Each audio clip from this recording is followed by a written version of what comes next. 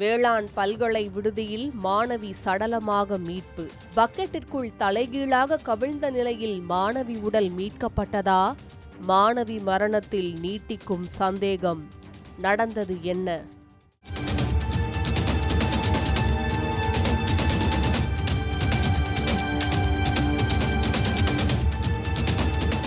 விழுப்புரம் மாவட்டத்தை சேர்ந்தவர் தாரணிகா. கோவை தமிழ்நாடு வேளாண் பல்கலையில் முதலாம் ஆண்டு படித்து வந்தார். நேற்று காலை பல்கலை விடுதியில் உள்ள குளியல் அறைக்கு சென்ற அவர் நீண்ட நேரமாகியும் வெளியே வரவில்லை.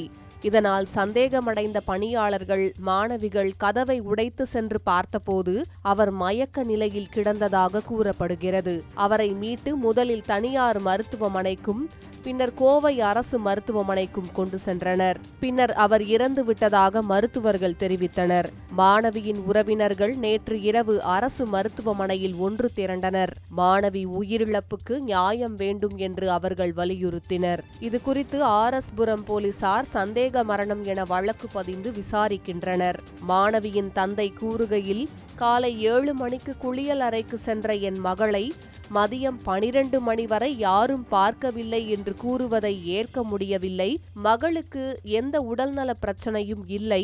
விசாரணை நடத்தி உண்மையை வெளியே கொண்டு வர வேண்டும் என்று கண்ணீர் மல்க வேதனை தெரிவித்துள்ளார். பல்கலை நிர்வாகம் தரப்பில் பேசும்போது, மாணவி ஏற்கனவே பல்கலை மருத்துவமனையில் குறைந்த இரத்த அழுத்த பிரச்சனைக்காக சிகிச்சை பெற்றிருந்தார். இதற்காக சொந்த ஊருக்கும் சென்று வந்திருந்தார். திரும்பி வந்த பிறகும் 2 நாட்கள் வகுப்புகளுக்கு செல்லவில்லை என்றனர்.